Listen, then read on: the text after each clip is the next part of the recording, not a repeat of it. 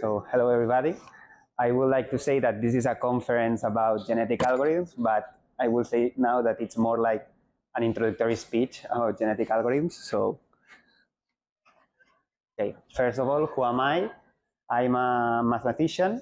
I like all kind of optimization, and nowadays the optimization is becoming more like artificial intelligence now. And my background experience, it's more like a data scientist in consultory fields as Babel and Accenture. And nowadays I'm more focused on generative AI, basically making some kind of virtual agents and chatbots and all that kind of stuff. Okay, what can you expect about this speech? No? First of all, I will start with an introduction of basic concepts about genetic algorithms. Then we go with the common problems about this kind of algorithms. And finally, I would like to explain some kind of solutions powered by AI algorithms that can support and can have a strong synergy with the genetic algorithm. That it's very interesting and pretty easy to apply. So let's check it. So what are genetic algorithms? Okay, genetic algorithms, it's like an optimization method inspired by natural evolution. Okay, why it's an optimization method? Because it's not just like a formula that you have some parameters and when you put some kind of values, you get a result. No, there are like individual components that you have to figure out how these components can help you, and you have to adapt all these components to your problem and to apply all these natural evolution dynamics to arrive to a proper solutions or good solutions or good enough solutions. Okay. The three keys, the three important techniques that are in this kind of dynamics of evolution are the selection, the crossover, and the mutation. The selection is you have some kind of initial solutions and how to select the best solutions. Also, how to combine these solutions, because the hypothesis is that good solutions combined will arrive to better solutions. We will see that it's not always that way. And then we have the mutation, that it's the magic. It's like that trick that we have to explore better all the solution space. Okay. So another time, what's the main objective of genetic algorithms? It's always to optimizing some kind of functions or to get some kind of solutions. Okay. What kind of applications? There are amount of applications about genetic algorithms. Okay, but they are very powerful in that cases that you have. It's very easy to find for that problems, that it's very easy to find solutions because this problem has a lot of solutions, but it's not possible, or nowadays with our techniques and the technology that we have, we don't have enough power to find actually the best solution of this problem. Okay, and genetic algorithms is a methodology that provides us somehow solutions good enough, or yes, with good techniques we have solutions, satisfactory solutions, but not the best. Okay, so we will see more or less the components of what a genetic algorithm has. Okay, first of all, you have an initial population. Okay, what we call an initial population in biology, you can say that some kind of a species has some individuals, and the ones that has the best characteristics on the environment are the ones that reproduce. Okay, and the ones that survive and transmit or and transfer their genes to the other generations. Okay, so we have an initial population that could be yes, a set of initial solutions. Then we have a fitness function. This fitness function is the function that evaluates all the solutions of our set and and tag them with a score, like this is the best one of your set, this is the second one, that, okay, to have just like a ranking to all your initial solutions. Then also another component from the genetic algorithms is the selection. Okay, we have a function that is the specialist to select which one of your solutions are the ones that we will select to transmit all this goodness about this solution. Okay, the selection is not always to take the ones that has the higher score. There are a lot of techniques and a lot of selection process that can combine, that can select a little bit more smarter, that we will check a little bit later. Then we have also a component that it's the crossover, no? The function that has the ability to combine all the selected initial solutions. And finally, we have the parameter that it's called the mutation, that it's like some kind of value, probability value from 0 to 1, that it's the probability to make random changes to your solution. And this, well, we will see why this is very important, why the mutation, it's very interesting to have it in your algorithm. Well, and finally, the replacement. For example, you can select, you can cross, you have mutation in your initial solutions, and also replacement. You can have replacement or not. Sometimes we say that these initial solutions that doesn't perform really well or they are not good enough, you can forget it, and some others you can store in some place to take it after, or some generations before.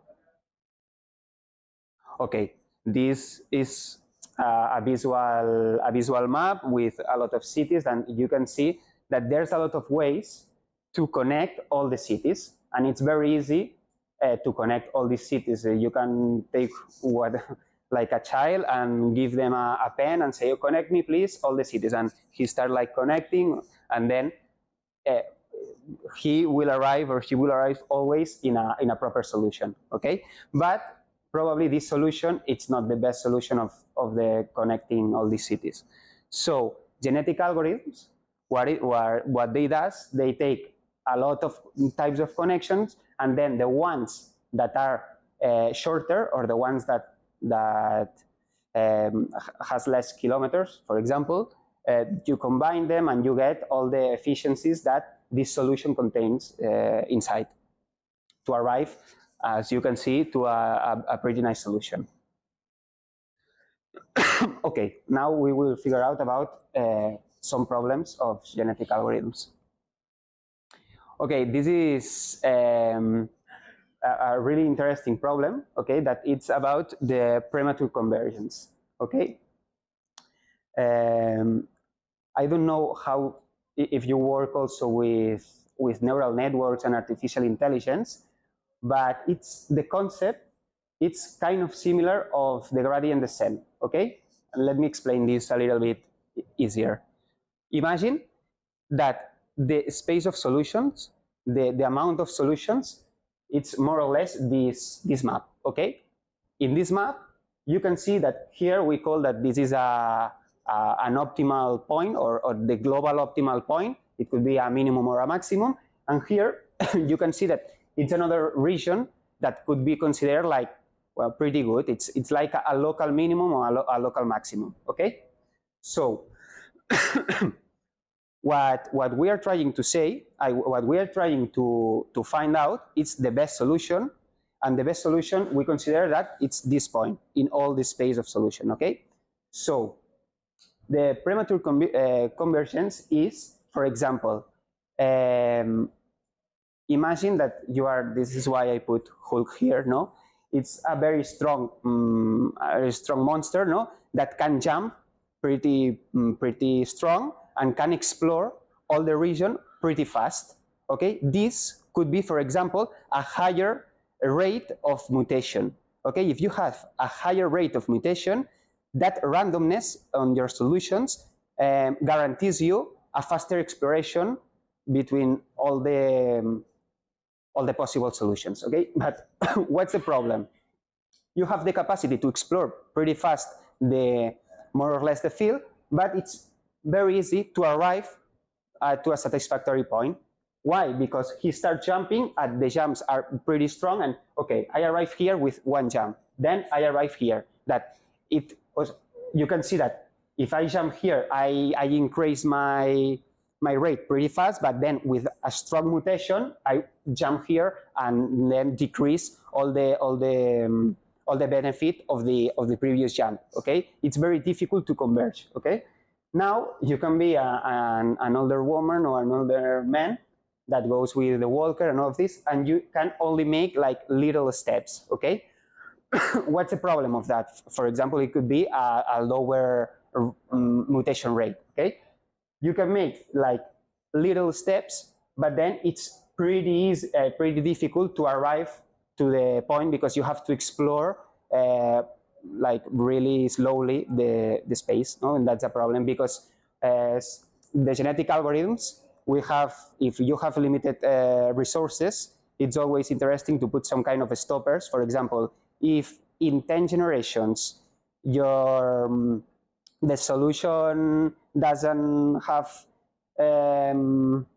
increase a threshold of 10%, then stop the iterating and do another thing. No, so this it's pretty difficult to find out a proper solution. So you have to combine a nice mutation parameter and good selection, good crossover. You have to combine all of this, and it's pretty difficult sometimes. Then lower, this is pretty interesting also, lower genetic diversity. What I mean with this, you can imagine that you have like infinite solutions for one problem, or a lot of solutions for one problem, and if you start generating random solutions to start your genetic algorithms, the probability to have like that these initial solutions only focuses in one region of the total space has a lot of problems, because when you combine solutions from more or less from the same region, you get always similar solutions from this region. So the diversity of the first of the initial solutions, it's a problem, and you have to be aware that could be a problem in kind of evolution. We will see how to solve it also. Well, high computational cost. It's pretty interesting always using genetic algorithms in that kind of problems, but when the problems scale up pretty fast, like a lot of data or something like that, the efficiency of these kind of algorithms decrease also pretty fast. And not just the data, also the fitness function that has to evaluate these solutions. If it's pretty complicated to calculate the scores, also if you have a lot of data, then you spend a lot of time just calculating the benefits of your solutions. And also, well, it's a difficult problem to parallelize, because it's like generations, no, like newborns, new fathers, new sons. You have to recombine them, and it's very difficult to parallelize, because it has like the concept of sequence, no, and this is not parallelizable.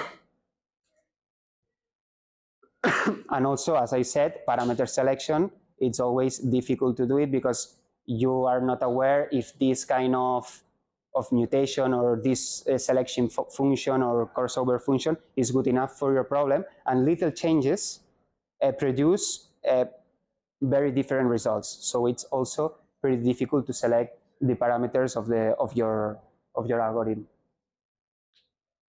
Limited scalability, it's pretty the same.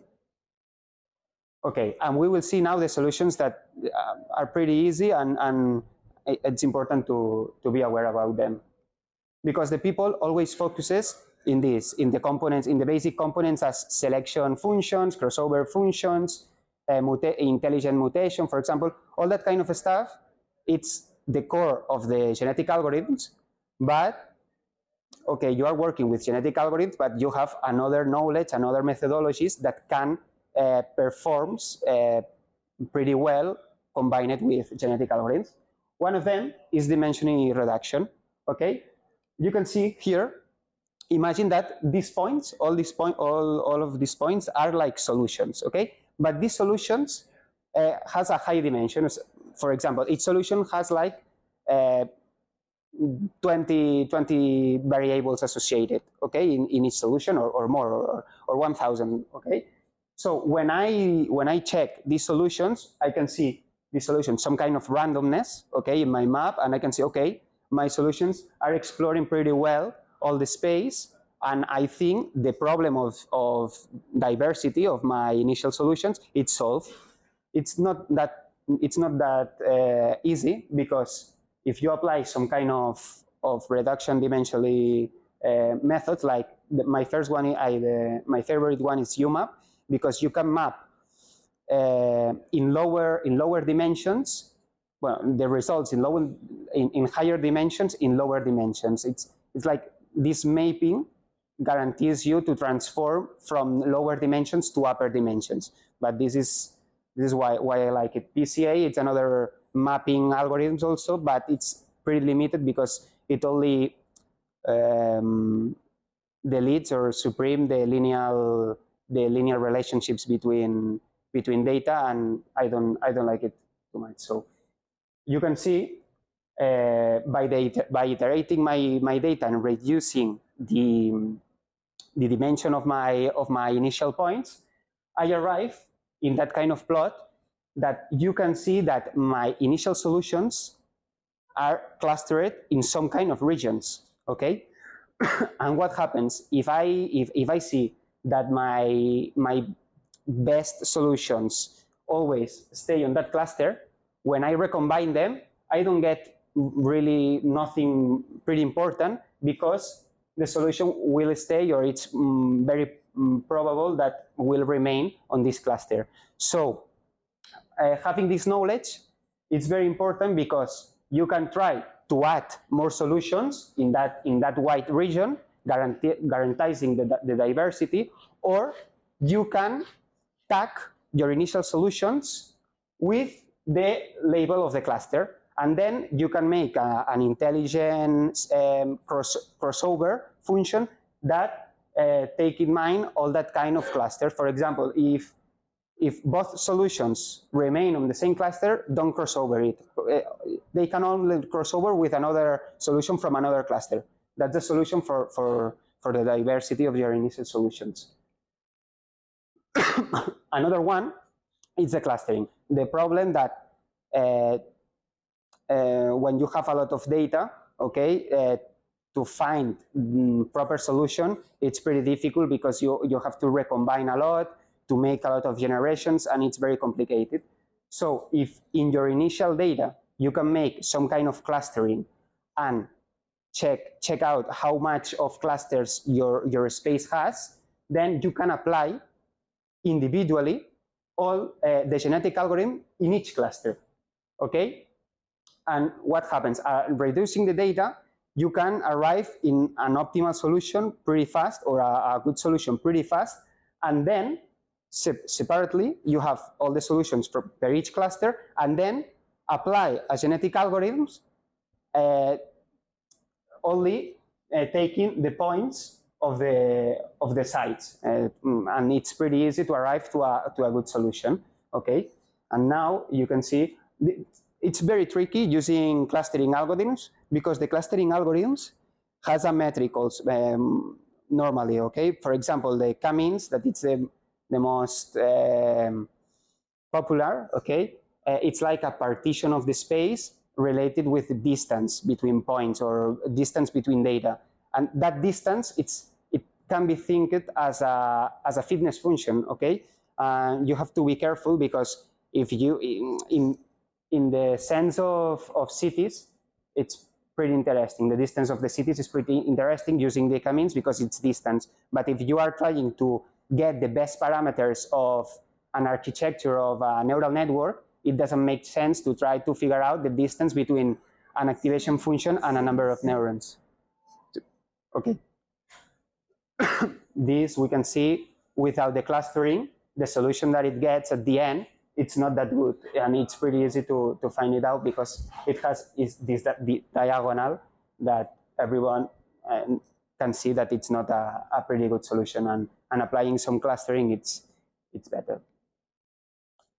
Okay, and now just to be more in contact with more recent, more recent discoveries. The magic of transformers has a lot of good properties that can help us to tune the parameters of the genetic algorithms instead of put the mutation, for example, the parameter of mutation manually, or just to figure out some kind of method that probably it's biased. You can get you can left all these thing to the transformer and how it works. Okay, the attention method, what it does, you have your solutions with all the dimensions, and the attention method can associate in each dimension or in each variable, in each feature, a weight. Okay, the weight of the importance of how this solution will affect on a better solution, for example, because the transformer can learn about the pattern of sequences and all of this. Okay, so what it does, the transformers apply in each feature a weight of how important it is to get better results in your fitness function. Okay, and this weight, it's inversely proportional. It could be used as inversely proportional to the mutation. I really want to say, for example, if you are trying to figure it out which is the best architecture of a neural network, you have to know how many layers, know how many neurons, know how many activation functions, all that kind of parameters that are very difficult to decide, okay, to get a good result of prediction in my neural network. Applying weights, it can say, for example, the number of layers, it's very important, and then the weight, it's pretty high.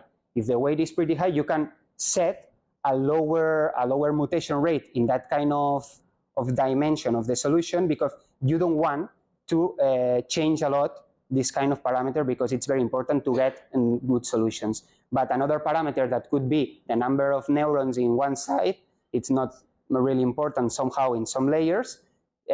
Probably the way that the transformer associates, it's a little bit higher, and then the parameter lower, sorry, and the mutation rate, it's pretty high, and then it changes a lot and it explores better the solutions. Sequentiality, okay, it's another power thing about transformers. And then scalability. The architecture of the transformers guarantees the problem of parallelization, okay, that we said that the genetic algorithms struggles a lot when you try to parallelize and use, I think that after me, there's one person that exposed GPUs and all the powerful about parallelization. So that's why transformers could be pretty interesting. Then, well, we are trying to predict the parameters to put inside my genetic algorithms. Okay, that's pretty good. But why we can't use a standard neural network? Okay, as I said, the self-attention, the sequence understanding, also the capacity to predict some kind of trends, all of that kind of stuff, transformer guarantees, and neural networks, are not efficient enough. Are more like locally focused.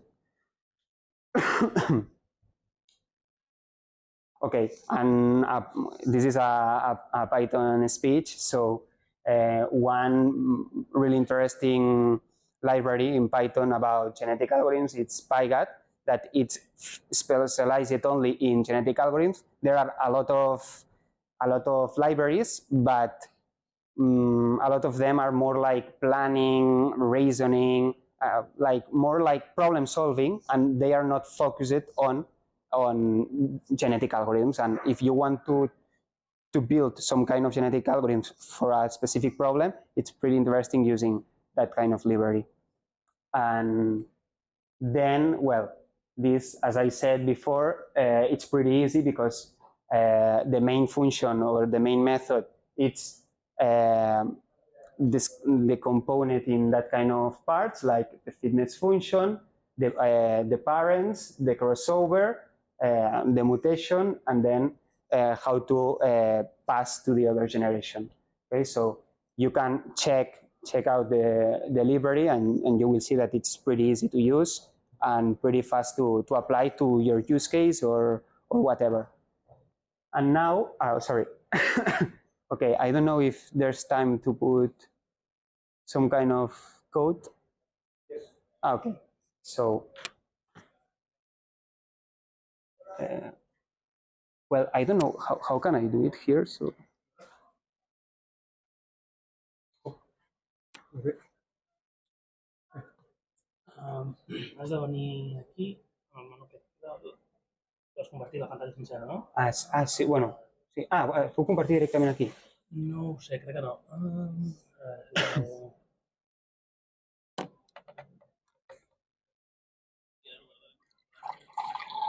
Això, quan ho trobi...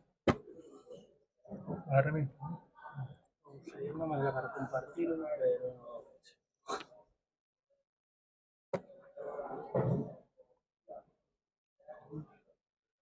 Aquí. No. Així. No sé, en algun moment ho trobaré.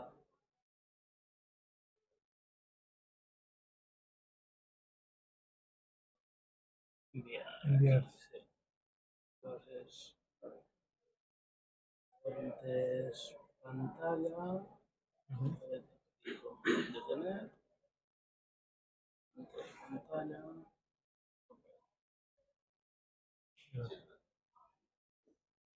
No, ups. No passa res. Els he enviat a l'altre. Ah, sí? Sí. No passa res, no passa res. I ara ja es va tota la pantalla. Ok. Un VS Code. Sí, sí. No. Okay, well, I take this. Okay, so I won't run this code because it doesn't really work, and I don't want to be like in the focus of demo effect that never works. So as you can see, it's pretty easy, with the pygat png.ga, you have all the components that I said, and it's pretty easy to adapt it to your specific use case. Okay, and then you can explore. There are advanced techniques like called elitism, that it's some kind of intelligent storage about your solutions, the ones that performs better or the ones that provide good crossovers and something like that. So, well, you can see that the code is pretty clean, pretty easy. And then if you go to the more advanced techniques, you can see that you can edit your sections, your functions, and yes, like this, try to make your own fitness function, make your adaptive mutation rate also. Yeah, all that kind of stuff that it's pretty clean, pretty easy, and you can run it on your laptop without a lot of problems. So that's why I would like to show you that it's pretty easy, and that's it. Python, it's pretty interesting language program. So wait a second.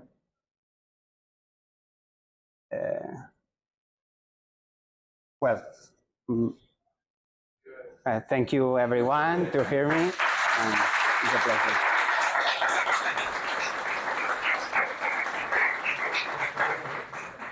We have 5 minutes for questions. Anybody have any questions? Oh.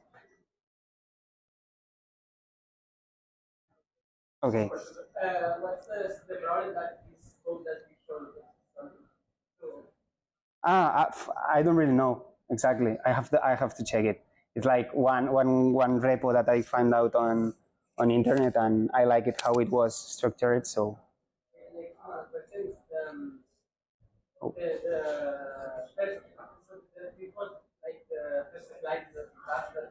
Sorry. Well, wait a second. You said that we have to be able to combine solutions in order to Sure. relation. Sure. So how do you combine two parts? How I combine two parts of. Parts. So you have. Sure. Okay. Connecting cities and another one. How do you? Okay. Okay.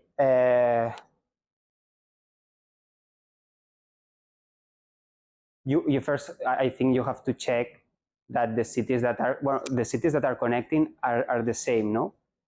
So you can. That's a pretty good question, actually. It's more difficult. No, I think you can cut, no, for the city, for the same city in both sides. But maybe you can repeat, no, the city that you visit, and it's difficult. Yeah, it's not that easy, but I think it's. Actually this function I have. Well, I think you can check the cities that you cut. So yeah, good question. Sorry, I can answer now.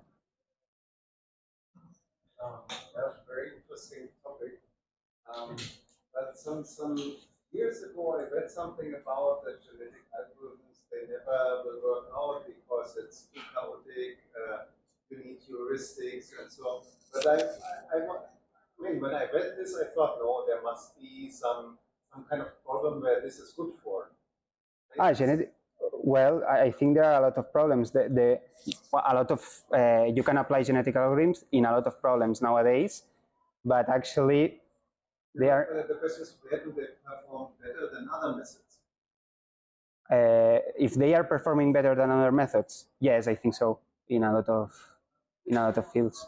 Which ones? For example, okay, in parameter selection, yeah, in the grid search to find good parameters for your artificial intelligence model, you can use a typical grid search, but when the grid search is pretty good and you don't have brute force, for example, to calculate it, you can use the other method, the random selection of your parameter or something like that, that it's pretty fast and it's pretty good, but you can there apply genetic algorithms that can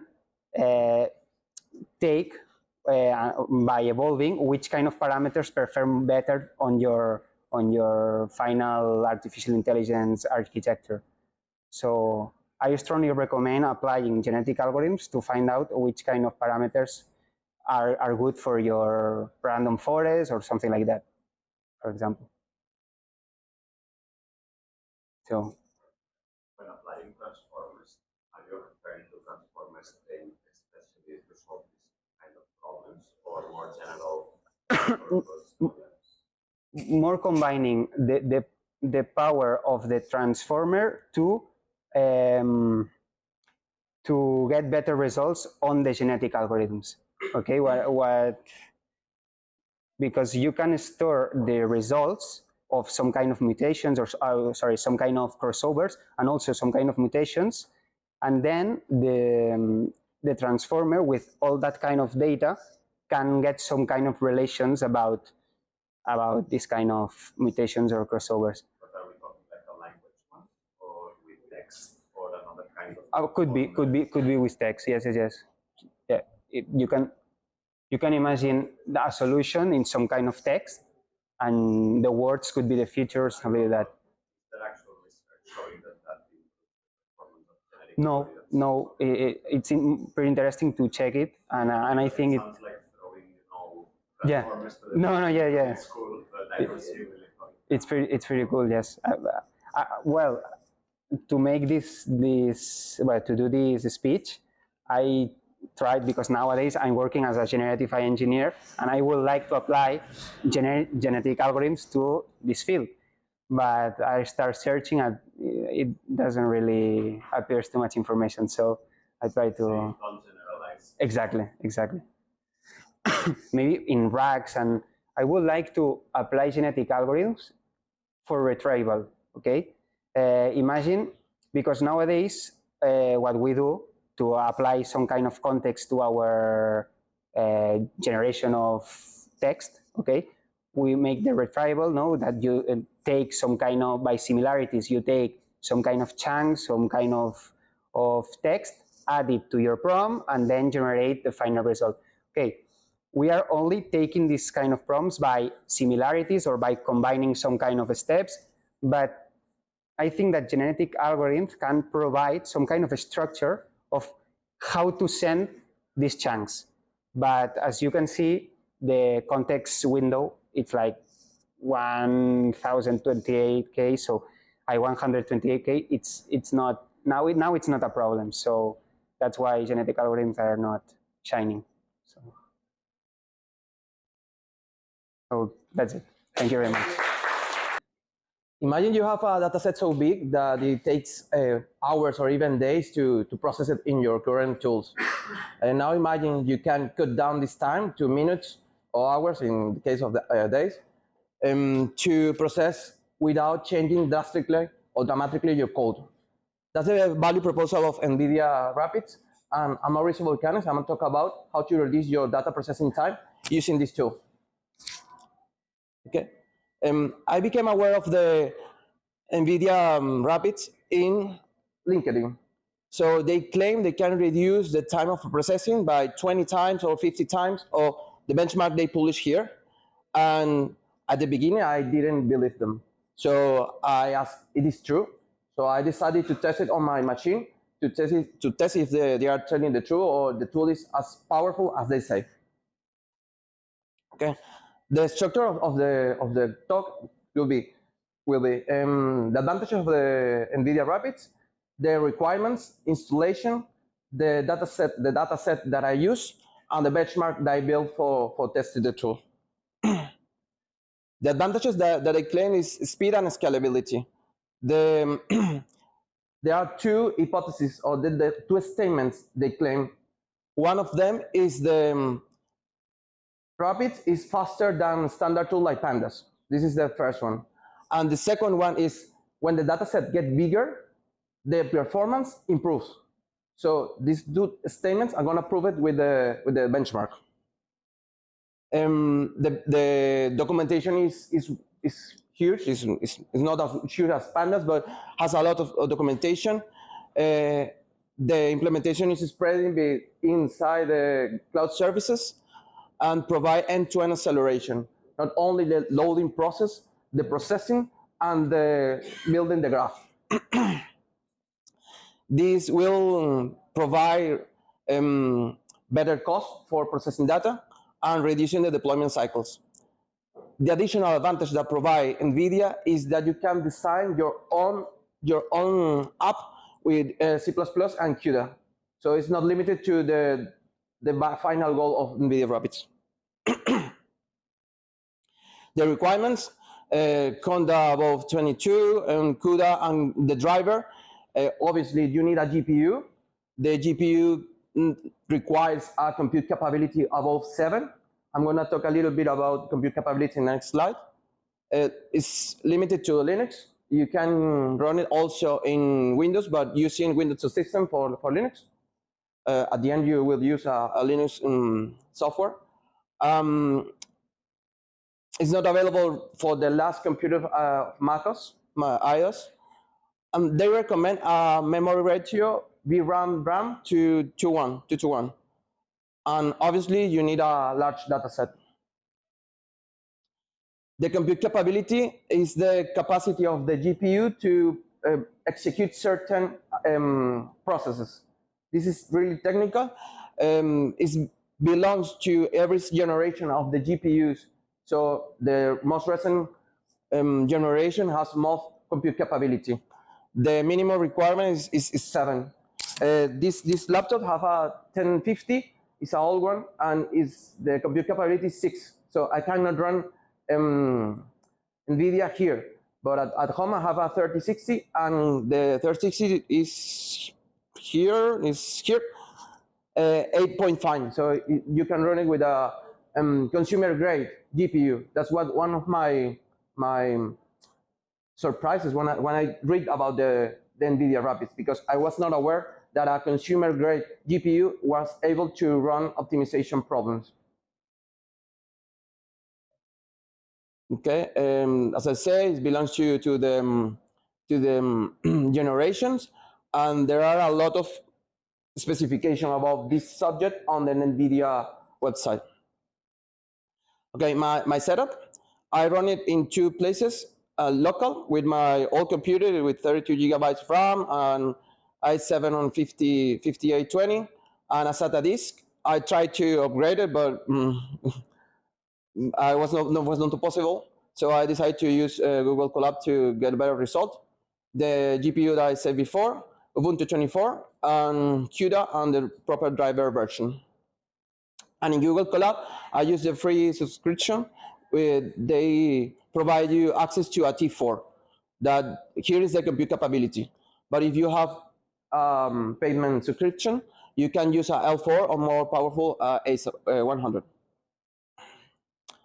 The website provides you the instruction for the installation. You can personalize your installation here, choosing between Conda or pip, and the Python version you need. You can add also additional packages. I included Untitled Lab and TensorFlow. You copy your command and you install it. It takes a while because it's a big program. My background is in logistics. I'm an economist. So I decided to use the airline reporting about on-time performance in the USA. So because I'm related to the field. The second statement of NVIDIA remembered is when the data get bigger, the performance improves. So I decided to test 3 size datasets. I sliced this dataset in 3 million rows, 6 million rows, and 9 million rows. And then I want to compare the performance of 3 datasets. Okay.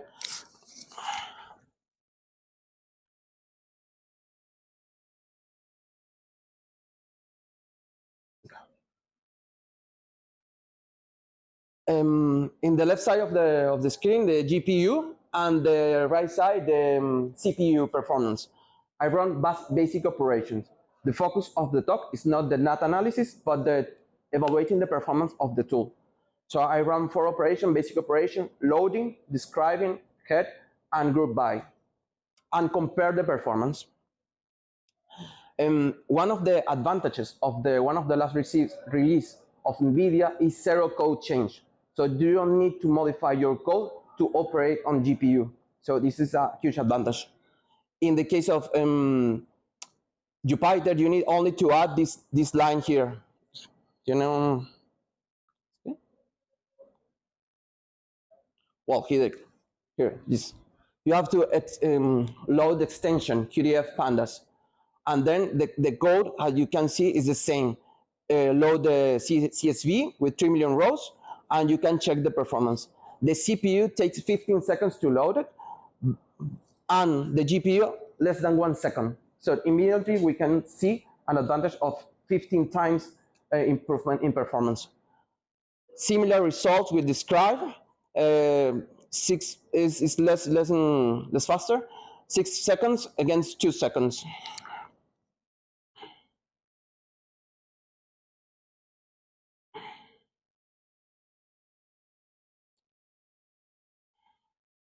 NVIDIA also add a profiling report where you can check where the time is consumed. So here, if you add Pandas profile to before your execution, you can see which step is taking time and which operation is taking GPU time or CPU time, because the tool automatically takes or decides if the operation will be in the GPU or the CPU.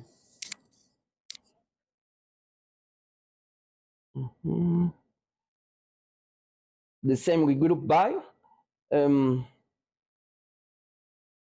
This is the huge difference. Is 135 milliseconds against 9. So this is like 10 times with the data set of 3 million rows. the GPU are well working with matrix, as everyone knows, and complex operations. So if you use it to run basic operation, for example, for head, the CPU will beat the GPU. So, and this is the case. Head.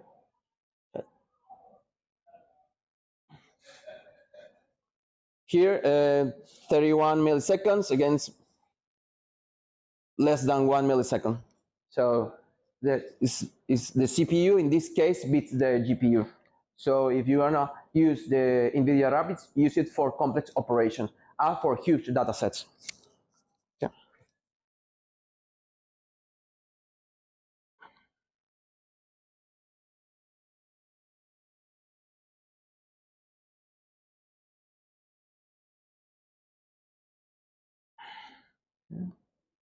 Okay, as I said before, it's the only line you have to add in your Python lab to execute the tool.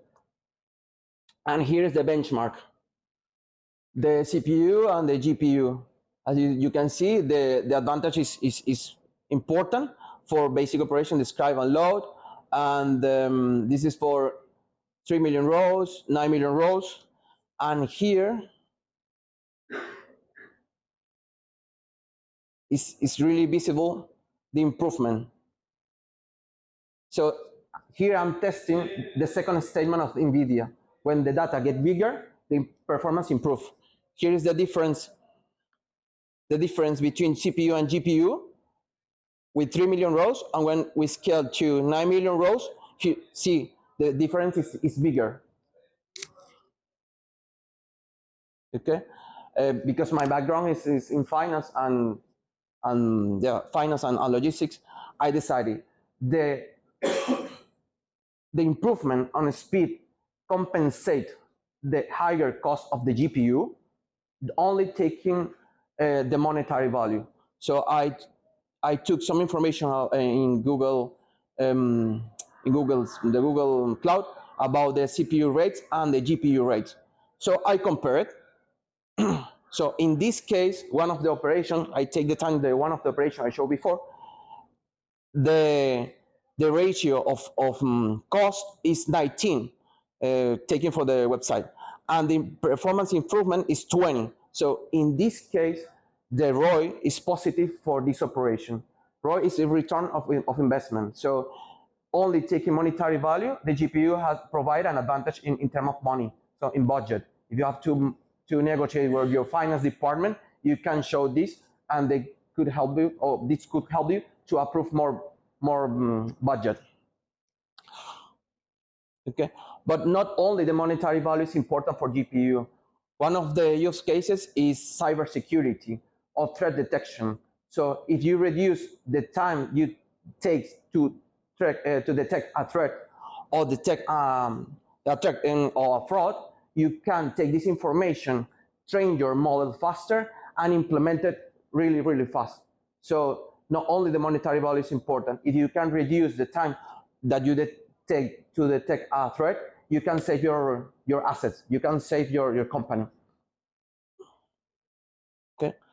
Unexpected discovery here was in some cases with consumer grade, you need to warm up your GPU. So at the beginning, you need to run some certain operation or run your code twice to get a better performance.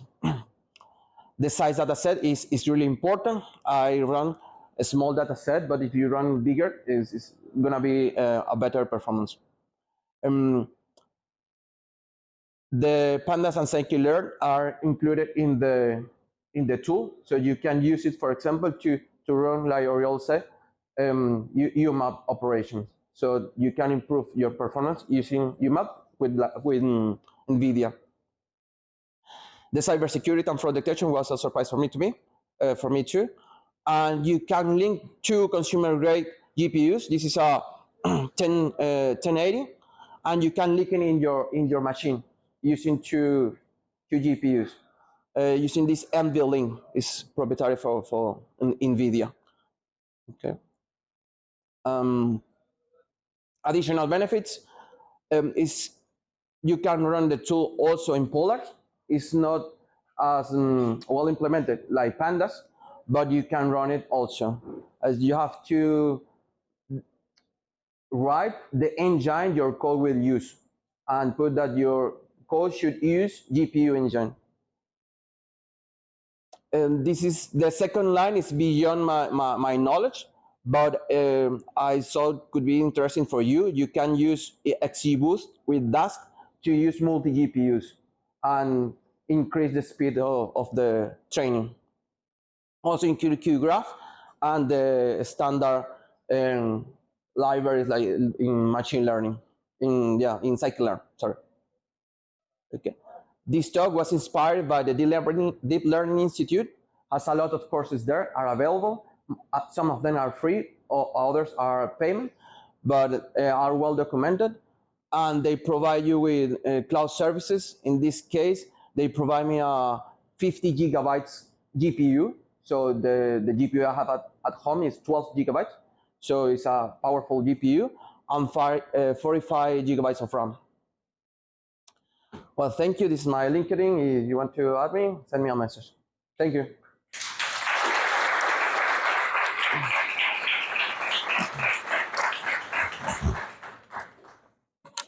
Have some time for questions?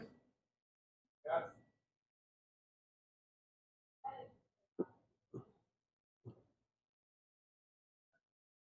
It's only for NVIDIA. Yeah. It's limited to CUDA and the driver of NVIDIA. Maybe you can get the same kind of improvements using other libraries They provide you a specific QDF for Pandas. The 100% of the API of Pandas is included in the tool, and scikit-learn and QGraph. They are the three that I tested, but included more but I don't know aware of the other libraries. It includes several. When you just visit the, maybe it's ring the bell for you because you.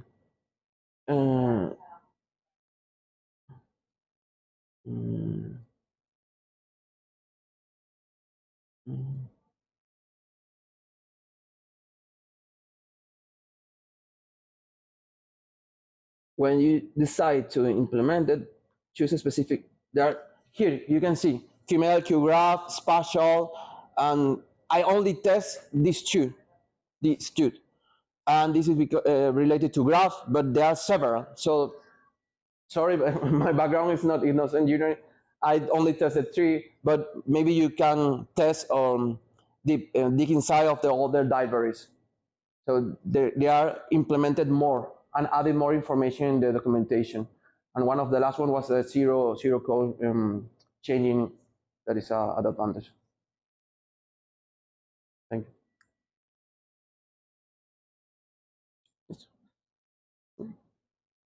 Thank you.